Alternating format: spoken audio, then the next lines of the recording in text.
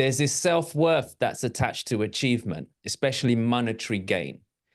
And when we're not performing in a way that we should do as providers, as men, that tends to impact our mental health negatively.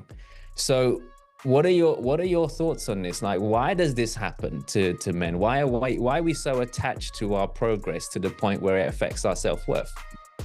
Welcome to the Mind Over Money podcast with Jess and James. Hey everyone, and welcome to another episode of the Mind Over Money podcast. And on this episode, I am super excited because I have a special guest for you. But in a moment, before I introduce them, you know the drill. If you're new to us, make sure you hit like and subscribe and make sure you leave a review at the end. If you are not new to us, welcome back. And I know some of you still haven't left us a review or shared it with your friends, so make sure you do that as well. So on this episode, you know, I'm always dedicated towards helping you level up when it comes to your mind over money. And I've got a very, very dear friend who's with me today. And we're going to be talking about something that's going to be super powerful. And I want you to stay tuned right through to the end. So my good friend who's blessed us with his presence today is someone that's dedicated the last 25 years of his life to human excellence, sharing his message and his passion all over the world on stages, transforming lives, helping people become the best versions of themselves. And now I have the honor to welcome him on the Mind Over Money podcast.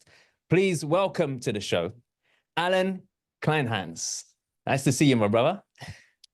Nice to see you too, Jessen. Thank you so much for having me, bud. I'm really excited to be here. Hey, it's an absolute pleasure. So when I have guests on the show, rather than go into the story straight away, because we all have a story, I always like to ask a question that kind of sets up the story. So, my brother, what is your purpose? My purpose is to transform global consciousness one audience at a time or one conversation at a time, whether that's one person or a group of people. Love that. Straight to the point, which is beautiful. So where did that purpose derive from? Take us back. How did this all begin? Yeah, I guess for me, it started way back when I was living in Durban, South Africa, when I was living next to a police station in Point Road. In 1966, when I was born, Point Road was notorious in South Africa. And it was definitely one of the toughest neighborhoods in the country and the toughest neighborhood in Durban at the time.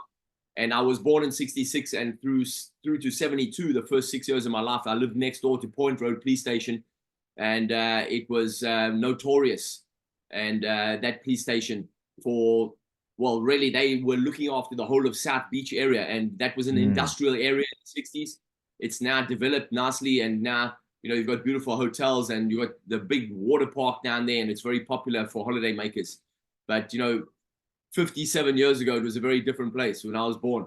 Right. And age of 3, I remember 3.5, 4 years of age, climbing on a wall and looking over into the police yard next door and seeing something, that terrified me. I watched a white policeman beating a black person who was obviously a prisoner. Yeah. And with a sjambok. And a sjambok is an indigenous whip that's made out of, natural materials in South Africa, this specific plant. And then they weave it together and they create these long whips that are, 2 meters long, and it tapers down to a very fine point.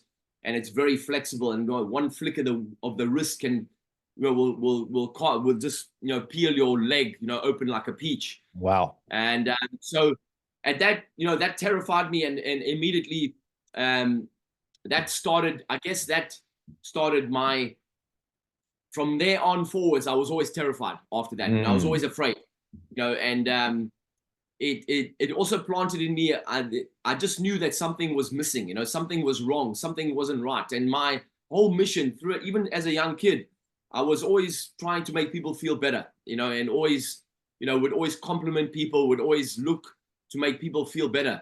And I guess even as a young boy, it started there, where I just thought, I wanted to bring more love to the space. And that's what my life's about, is I like to show up a loving being in any environment I'm in, and to bring a vibration of love into any environment I'm in. And it started way back there, I think. Wow, that's powerful. It's interesting you say that, because same as me, I experienced, extreme pain growing up, especially as a 7-year-old, with racism and bullying and all sorts and stuff and things like that. And I think it's interesting how that can go either way. That can either make you a really big, bitter, mean, horrible person yourself, or from extreme pain comes extreme love. And I think that's probably what's happened with you, right? You've seen that suffering, you've seen that pain, and you're like, hey, I want the opposite of that. How can I stop others from getting that? That's amazing. That's beautiful. So this episode, because we had a chat before we started, and I think what we want to talk about, I believe, as an ex-psychiatric nurse personally, is going to be massively beneficial to my audience, but also to myself, because it's a great conversation to have. And that is around money and men. And what I mean by that is, as men, and for people who are listening right now, please don't start with the men, women stuff. I'm just saying, listen, ladies, give us a break, right? Give the men some time, okay? What I'm trying to say is, it's not about division. It's about talking about something that's very poignant. Men often see themselves, I say not all men, but most men often see themselves as providers. And whether we like it or not, historically, it's in our DNA to protect and provide. This goes back many centuries. So there are still a lot of traditional men like you and I out there who believe in being providers, believe in supporting our families, believe in doing right things. And unfortunately, as you know, being an entrepreneur yourself, especially people in business, there's this self-worth that's attached to achievement, especially monetary gain. And when we're not performing in a way that we should do as providers, as men, that tends to impact our mental health negatively. So what are your thoughts on this? Like, why does this happen to men? Why are we so attached to our progress to the point where it affects our self-worth? Well, I think what you said is accurate. It goes all the way back to the beginning of time, right? Where the men are the hunters, right? We go out and we hunt, bring back, the food that feeds the family, and the women are the nurturers. And, but if you look at modern society, everything is geared around, what you own and what you can buy. Yeah. And how good you look if you're wearing a certain watch, and how good it looks when you wear a certain outfit. And, if you drive a certain car, and if you have a certain type of looking, a certain, certain type of woman on your arm. And so from the youngest age, we are totally conditioned, that we are only worthwhile if we have stuff that we own. And that gets into our unconscious. And I think, if, for men, it's a massive status thing. If you've got money, and you can show it off, then it makes you that much more powerful, I guess. It certainly makes you feel more powerful, absolutely. And there's research that shows that earning money is the same as taking cocaine. It's the same kind of hit on your nervous system. It provides the same kind of, and that's why I think trading is so, and trading and the financial district is so alluring for a lot of men, because the idea of lots of money and having power, the power that money gives you, is a deep psychological thing that has been embedded in us since the time we're born, because we see it everywhere and we program by it on all the things we see in the movies, on adverts and things like that. So it's a challenge too, as you know yourself. We were talking about this before we came on camera, the impact that can have, the negative impact that can have on a man's psyche, So it's a very interesting subject for sure. 100%. And it's interesting because unfortunately, we live in a world where the younger generation are becoming more and more influential. And I believe the reason for that is because, let's be honest, the powers that be, the kind of leaders that we have in society nowadays from a political perspective, are not exactly the kind of people that these young men are aspiring to become like. So they turn to influencers or other people, or people like you and I who are trying to share a message, to try and help people. But who do they listen to? Because they're becoming very, very sponge-like and going, right, well, I want money, I want power, I want this and I want that. And like, I've got two boys, and I'm just trying to raise gentlemen. That's what I'm trying to do. I want them to be leaders. I instill strong values in them. All that kind of cool stuff. But for me, it's about helping them understand that it's about being gentlemen. But what I find is that there's a tipping point now where, because of the love of money and power and all that kind of stuff associated with it, a lot of these men are turning into arseholes, man. Like, they're like disrespectful to women. I'm better than you. I'm this, if I'm driving a Lambo, I'm doing this, you're a piece of shit if you're not. And it's actually, I believe, negatively impacting other men and going, look, well, unless I'm driving a Lambo and looking like this, and then I'm nothing. I'm inferior. And so what are your views on this? How do you feel about all this? Well, it appeals to the deep need in all of us, right? Because, men and women, we are the same, but we also have different needs. Mm, We all have the same needs as human beings, emotional needs. And for men, one of the highest needs for men is significance. They need to feel important, to need to mm, feel powerful. And so obviously that appeals to young men who don't have great role models. And, yeah. great charity starts at home, Mm, if you change the world, I always remember what Mother Teresa used to say. She'd say, if you really want to change the world, you should go home and love your family, because yeah. that's where the real starts, at home. And, if unfortunately, there's a lot of young guys who grow up in homes without father figures, and without great role models, male role models specifically. So, and we're attracted to shiny things. We're very visual. Human beings are very visually stimulated. That's why we love beautiful things. We love aesthetics. That's why we are attracted to good looking things, Yeah. because primarily we are visual people. As human beings, we obviously have, that we also are auditory, and we also, very kinesthetic, and we all five senses are very important, but Mm, visually, we are stimulated visually. So when you show a young guy, that he has the ability to be significant and to feel acknowledged and be powerful in his peers' eyes by doing certain things, he's going to go down that path. And it doesn't matter, if there are perils down that path. He's not aware of those things. All he's aware of the fact that he wants significance, and he wants to feel powerful. He wants to feel acknowledged. And if it's not starting at home, if young children are not being acknowledged at home, and they're not having their needs for significance met at home in healthy ways, they'll go out and they'll find ways to meet their need for significance in unhealthy mm. ways, because it's very unconscious. They're not aware of it. So, Yeah. That's so. yeah, say again. No, I was just saying it's so true that if we don't meet our needs in a functional way, we go and meet them in a dysfunctional way, right? And that's what's happening with a lot of these young men nowadays. And unfortunately, I Absolutely. think there's a lot of people in the influencer space who are not doing men any favors, because unless you are that narrative, then you are nothing and you are worthless. And I look at it in a different way. And again, I'm a traditionalist. I believe in traditional morals and ethics and values and tradition.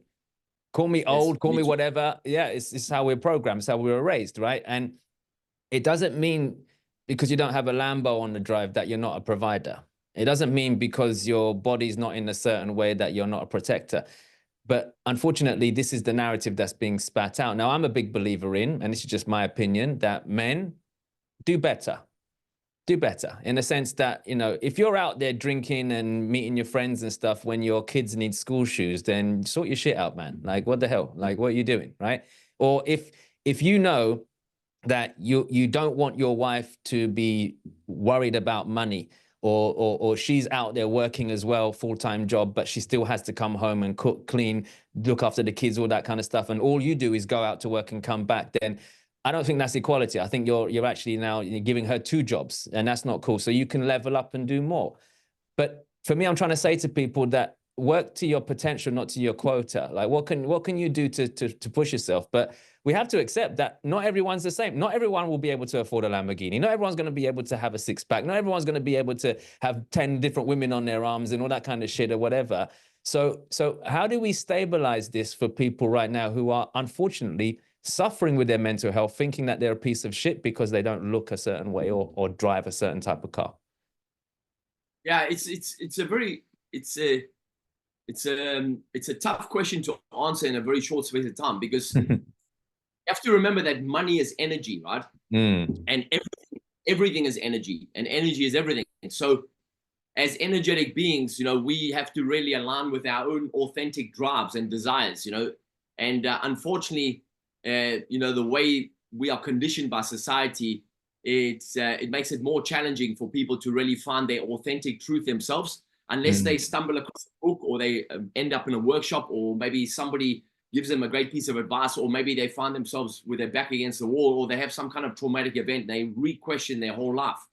But it's a challenge, because I know myself, when I've thought about if I think about my life, and I think about the different ways that I've, the different businesses I've started, or the different areas of work I've got into. When I was younger, I was chasing money because I thought that money would provide freedom. It would provide me, it definitely does provide freedom, but I was chasing money for the wrong reasons.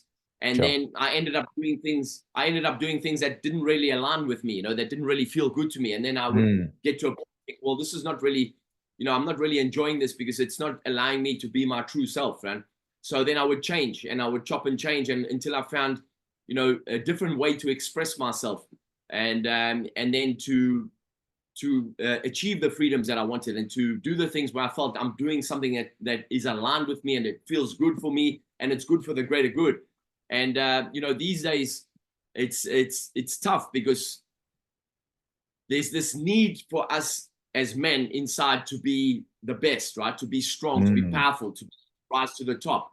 But competition is about, rising together. Competition is about bringing the best out in each other. Competition is about, listen, I'm going to play my best game. You play your best game. Let's get better together. It's not about competing. It's not about being better than anyone else. It's really about being your best self and then being an example of what's possible, then inspiring other people to be their best selves. And then when you are authentically doing that, then I think that money comes to you as a result because you're attracting opportunities, you're attracting possibilities. And when I say money, that's what I mean. We are energetic beings and we are attracting energy or we're repelling energy. And it really depends on what we're doing. It depends on our intention. It depends on our focus. It depends on who we hang around with, what we decide to do with our time and our energy. So it's a very complex subject, isn't it? Because if you look at the rise, you and I were talking about this before we came on camera. If you look at the rise in suicide over the last 5 years, especially, men's suicide is very high, very, very high, much higher than women. And it's if you look over the last 5 years, especially during the lockdown period, as soon as you take away a man's ability to earn money, it affects his self-worth. I was like that for a very, very long time. I thought when I had money, I felt much, I felt better about myself. When I didn't have money, I didn't feel great about myself. And that's something we have to learn, as we're developing, as we're maturing as people, and we mature through our lives. We have to learn that actually self-worth is something that comes from the inside. It doesn't come from anything external. But there is this false belief that if I have a lot of money, I'm going to feel much better about myself or life's going to be better. But really, at the end of the day, you and I both know lots of people who've got a lot of money and they're still unhappy. They're not happy. Yeah. It's for me, I completely align with what you just said, because obviously we're both in a space where we're on stages, we're in public eye, we're talking to people see us and all that. And there's this expectation that if you're on stage, then you need to be doing extremely well. And you need to have this and you need to have that. And, it's this whole persona that the personal development industry has painted that, oh, if you're on a stage, then you must have a mansion and you must be driving a Lambo and you must be doing this and you must be doing that and whatever. And we're, like you mentioned, we're facilitators of change. And I genuinely believe as a speaker, and I'm very sure you align with this as a speaker yourself, is that we're not information speakers, we're transformation speakers. If I can't transform you during my talk, then you may as well read a book if you're looking for information, So for me, it's about being that facilitator of change. Now, I'm just talking from a personal experience. Even when I was on national television, I did a show called Rich House, Poor House, and they came around my house and they were like, show us all your rich stuff, show us all your... And for a minute, I started showing them, like, I like nice, expensive accessories and shoes and Louis Vuitton and all this kind of stuff. But it's for my personal use. It's not for me to show anybody, look at what I got and all that kind of stuff. And yeah, I got the Range Rover and I got this and that, but I don't flash. It's not for them. It's for me. So when they were asking me this question, I started playing along and then I stopped. And I said, sorry, what's the purpose of this? Oh, we just want to show people what rich people are like. And I said, well, that's not what I'm like. And I said, well, what do you do with your money then? And I said, I invest it and I create memories. And they're like, well, what do you mean by that? I said, look, I take my kids out 3 or 4 times a week to eat because we create memories breaking bread rather than me having my back turned to them over a stove. I like to take my mum and dad on holiday because they didn't have much money when we were growing up. And they looked at me, Alan, like I was a weirdo. They thought I was, they literally thought that was, but I guess what I'm trying to say is, and this is poignant to the point you were making, as a man, I had to do a lot of work on myself to get to the point where I'm like, well, I don't need to show you my nice stuff to prove to you that I'm a man. I'm a man in the sense that I take care of my family and I look after my family. And okay, I don't have the Lamborghini on the drive that you want me to show you because it's not high up my value ladder right now. If I want to buy one, I can go and get one if I want to, but that's not, who am I buying it for then? Do you see what I mean? But I think a lot of men don't have that inner work done to be able to do that. So then they fall victim. And like you said, it starts to affect them to the point which is what I want to kind of ask you about, is it gets to the point where it gets so low where they spiral into depression, and unfortunately some of them take their lives, like you touched on. So what practical help can you offer or advise some men right now if they're out there not earning as much as what they know they could be, or they're going through a tough time? Because look, we rise, we fall, we rise, we fall. These things happen. So if there's anyone out there right now going through a tough time financially as a man, or has experienced something like this previously and not gotten over it, like what practical advice could you give them right now? I think the first thing we have to remember is that we're creative beings, and the challenge with falling into routines and falling into paradigms that don't serve you is that you believe that you can only rise so high, and that's it's going to get. Or perhaps maybe you've lost a lot of money, you've lost the business, you've gone bankrupt, and then you think, it's all over. But really, it's just on the way, right? It's the next step in your path, and we are creative beings, and you can create anything you really set your mind to, but you have to be in the right energy to make that happen. You can't be creating something new if you're in like a depressed or a lethargic energy. Yeah. You've got to be turned on. You've got to be excited. You've got to be, you've got to raise your energy levels, and then, you can tap into your own creativity. But in order to serve yourself to do that, you really have to be providing yourself information and education and information that inspires you. You spoke about inspiring and transforming people. People have to be inspired in order to take action. Motivation is something that's very different to inspiration. You have to find your own motivation. Nobody else can motivate anybody else. No one can motivate someone else, but you can inspire them to find their own motive to take new action. And it comes back to a very simple thing that people forget, that we are energetic beings and we have the ability to tap into a higher state of energy at any time. I remember back in it was in 2009, and I was sitting in Houston Station, not far from me here, and I had two bags with me in Houston Station. I had nowhere to sleep. Now, and I sat in the station all night. Wow. And I thought, I just left my wife and my kids in Kent. They were in Kent, and I caught a train from Kent up to St. Pancras, and then I walked across to Houston Station, because I knew that Houston Station, back in those days, this was before St. Pancras was redeveloped. Yeah. But in Houston Station was the only place that was kind of open all night, a station that was open all night. Yeah. And I sat there and I pulled out some paper and a pen, and I began to write down all the things that I needed to learn, or needed to revisit, or I needed to new questions. I said, what is it that I'm missing here? What's different? And I started writing down all the things I was grateful for.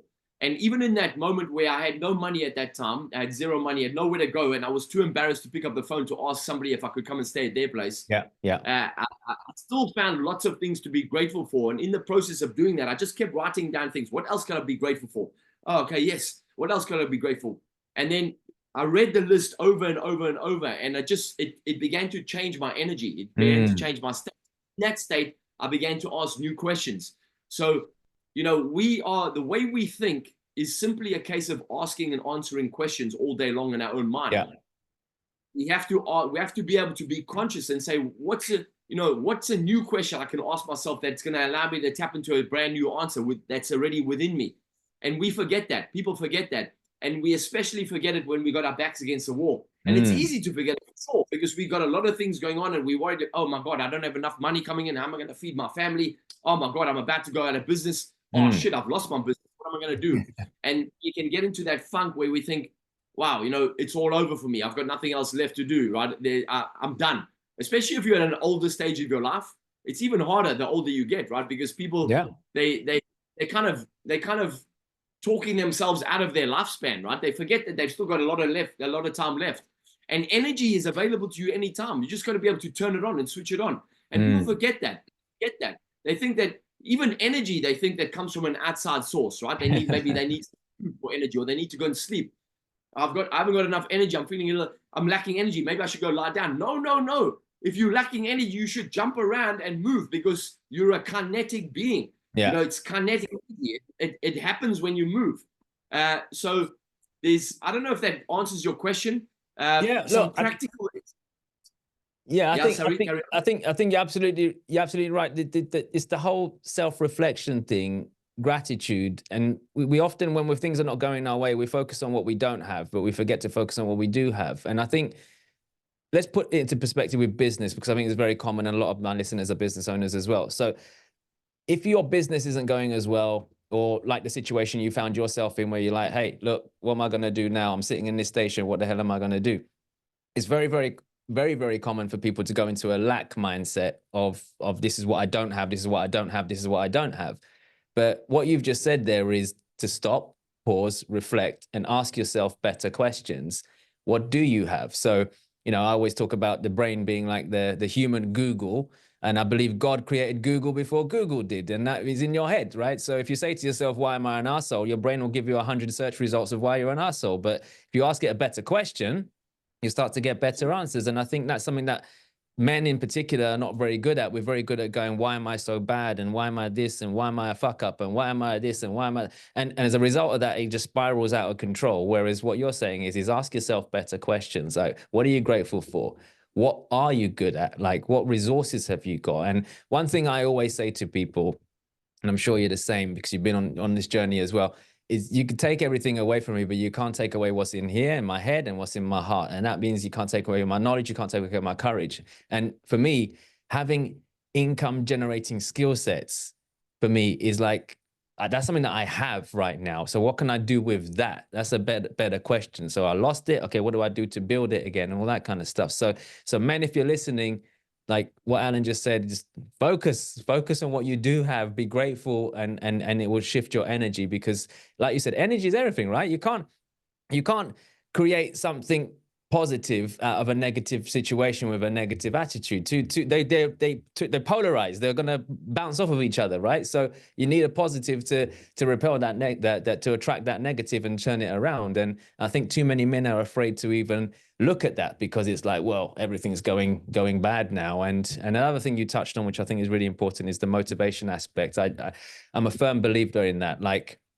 external motivation wears off, internal motivation pays off. And I think for a lot of us, we're always looking for that external validation or that external motivation, but we're really forgetting about what's really driving us on the inside, So to men out there who are listening, like, what do they need to do right now to level up as well? Because I'm going to flip this a little bit before we start to wrap this up.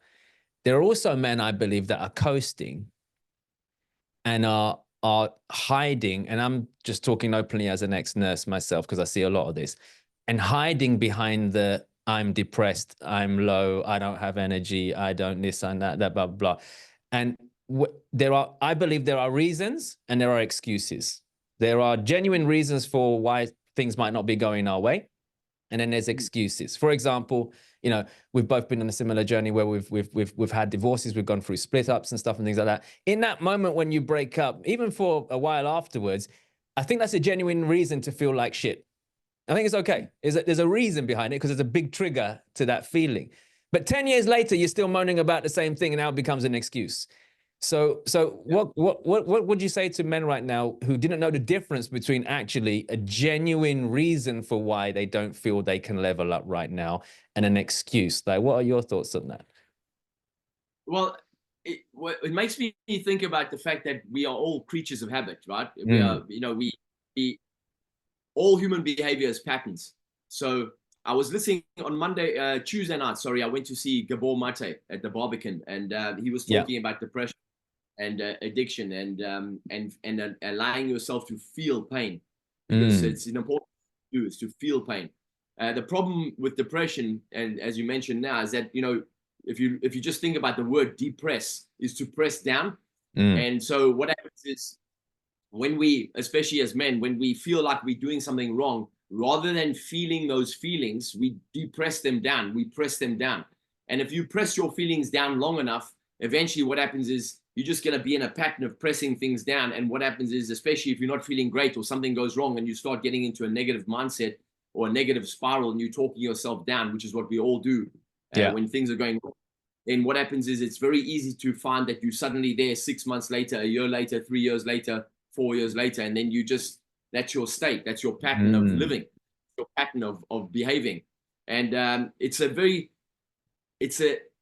I say that it's a simple thing to do, but it's not easy. But I always tell people it's just, you got to pay attention to what you think about all day long. Yeah. Like you got to really pay attention to what you're saying inside your head. And for most of the part, you know as well as I do, most people are unconscious most of the time. And but when you start practicing becoming conscious and just practicing listening to what you say to yourself, half the things you say to yourself, you would never say to somebody you love. You would never say to one of your best friends. You would never say to your spouse. You would never say to your kid. And you say to yourself.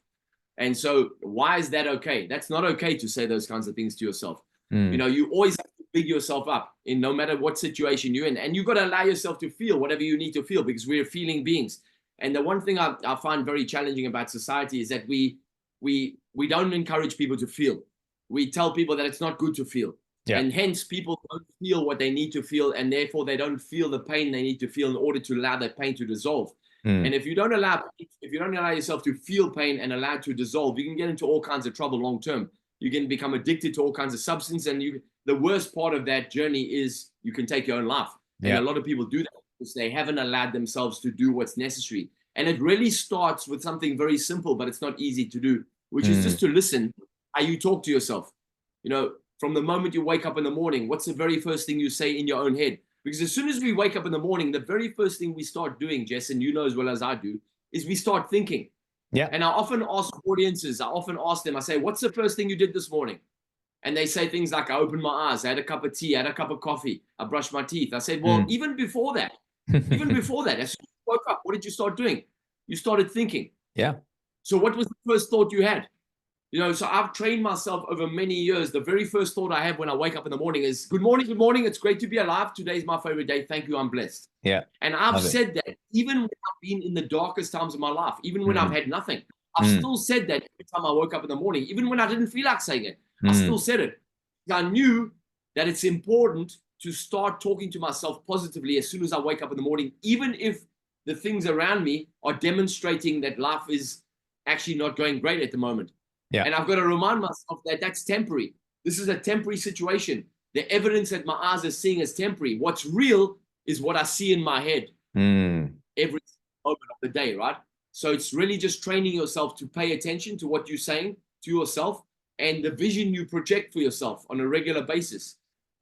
I love that. And it's just true, but men don't do this enough. Like they wake up and they're stressed, worried, they go just spiral straight out of control as soon as they wake up. And just like you, my brother, my default when I wake up is like, thank God I'm awake. Like that's it. Like I'm grateful. I'm alive. You know, someone went to bed last night and didn't wake up this morning. I did. I literally like, my gosh, I'm alive. Great, it's beautiful. I woke up. What you say there is worth its weight in gold, and people will take what we've just said, you know, and dismiss it and say take it as very light, you know. Yeah. However, what you said is bang on, because you could wake up this morning with nothing, with no money, no prospects, no, you know, in your own mind telling yourself you got no future, and yet you still woke up. Yes. And other people didn't wake up. Yeah. And other people who had everything, the mansion, the cars, the house, the money, the love, and they didn't wake up this morning, and yet you did. Yeah. So that's the reason to say, Eureka, I'm alive. I've got another day. Thank you, God. Thank you, life, for blessing me with another day, another opportunity to turn things around. And 100%. It really starts with in your head. 110%. And I think more men need to start focusing on that as well, because like you said, it's very easy to spiral out of control otherwise. And it's great that you mentioned as well, it's temporary, like tough times don't last, right? So it's a temporary thing, which is really, really important. And one more thing on emotions and feelings, because so many men out there, unfortunately, are confused right now with the likes of the influences around telling them, man up, you got to be a man, you're not meant to have any feelings, you know, screw your feelings, this and that, blah, blah, all that stuff. And to a certain extent, men, I think at times, let's be honest, don't have time to worry about their feelings in the heat of the moment, but it doesn't mean you should suppress them. Like, for example, there are times when, as a man, you've got to step up and protect your family. You don't have time to say, like, I'm scared, I'm this, I'm that, whatever. Yeah, I'm scared, but I'm going to do this anyway. Why? Because my kids might die if I don't do this. You got to step up. You got to do that. But it doesn't mean you shouldn't process that feeling later on. But there are a lot of people out there teaching men to just completely numb out, like become emotional, like just zero emotion, should I say, tune out of everything, be completely and utterly, yeah, like zombies. And I believe they're also misquoting stoicism by saying, be stoic, be stoic. Stoicism doesn't tell you to ignore your emotions. It teaches you to process your emotions. But they're giving the wrong end of the stick to these men, and they're like, well, what do I do? Am I allowed to cry? Should I cry? Should I not cry? But if I do cry, then I'm a little bitch. Like, what do I do? So what would you say to a man right now who really has got some emotion inside of them that they haven't processed right now? What's one quick thing that they could do to alleviate some of that? I would say that authenticity is very attractive. You know, if you meet a man who's authentic, it's a very attractive character trait. And if you meet a man who's inauthentic, and it could be a person, doesn't have to be a man specifically, any person who's inauthentic, you quickly sense that about them. Yeah. Because, you know, our brain is very, very smart, and our unconscious is designed to pick up any incongruencies. So authenticity is a great trait, and that simply means allowing yourself to be yourself, you know, to feel what you need to feel.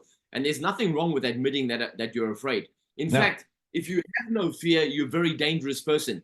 You know, fearless people are dangerous because they'll take you over a ledge, you know, without any safety net. You know, there's nothing wrong with fear. It shouldn't stop you, though. It's okay to feel fear. It's okay to do things afraid. In fact, a lot of the things I've done in my career to get me to this point, I had to do them afraid because I was terrified. But I still did it anyway because I recognized that there was a freedom on the other side of the fear. So I think, you know, to answer your question, it's really just about being authentic. You know, and authentic means being real. You know, a lot of people throw the word authenticity around without really, you know, looking at what's the real substance of the word authenticity. It's just being real. It's being real. Right? Yeah. And, you know, if you're not real, then you're false, right? The opposite of not being real is false. Correct. And so there's nothing wrong with being, you know, feeling. There's nothing, in fact, you have to feel in order to process the world around you. If you don't feel, then what happens is you're not processing the world around you effectively. And what, you know, eventually you're going to get to a point where you're empty. And you know as well as I do that phrase, you know, there's nothing poorer than a man who only has money.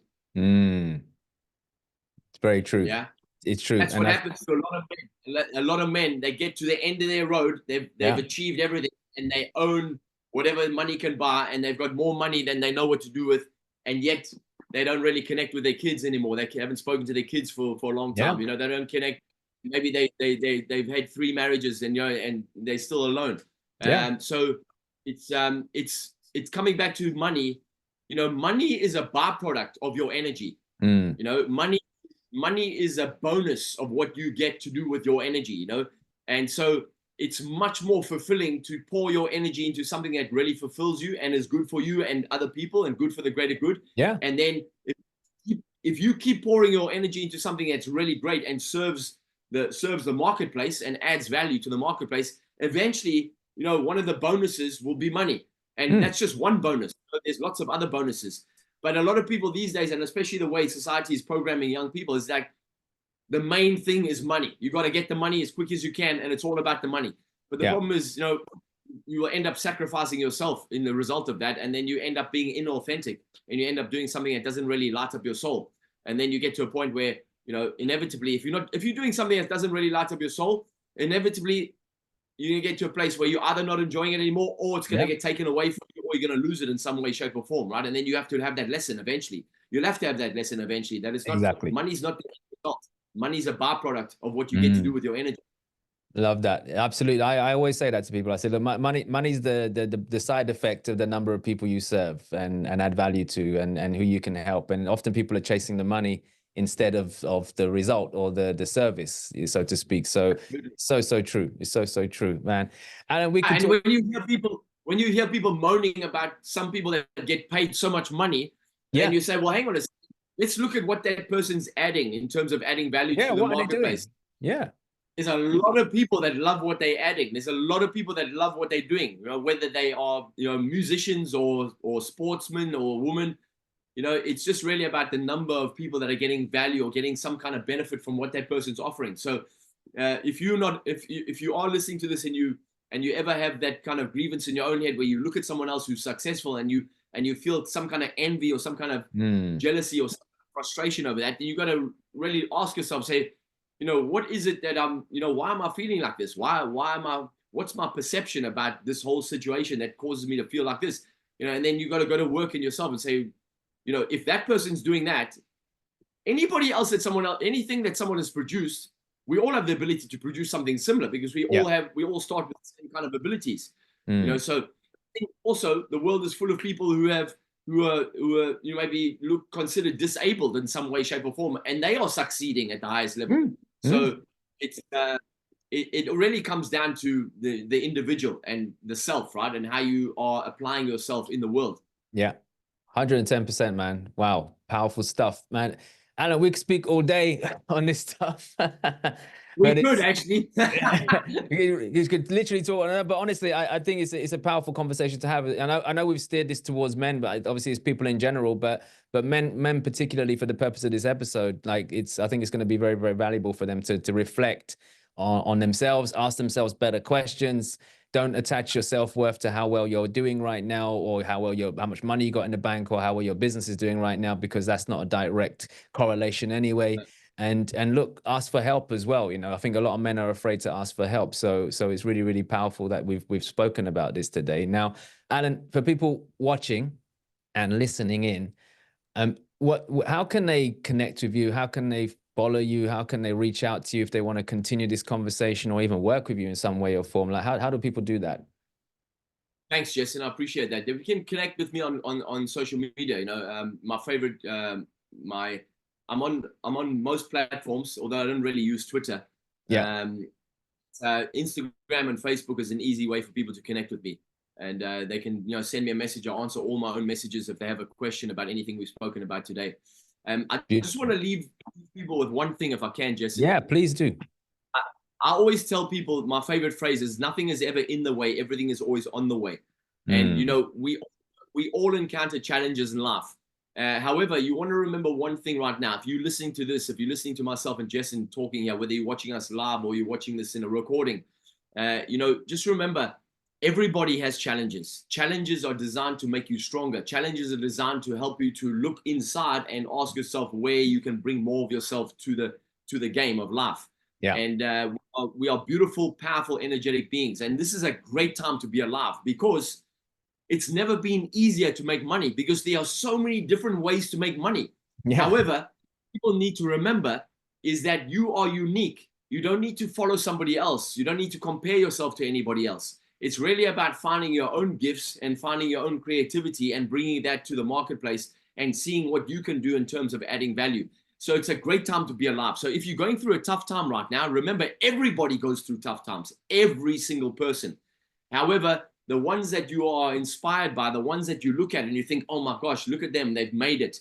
They've been through tough times too. You have to ask yourself, what is it that got them through the tough time to get them to the place they're in now? Because every single person goes through a tough time. Nobody gets there easily.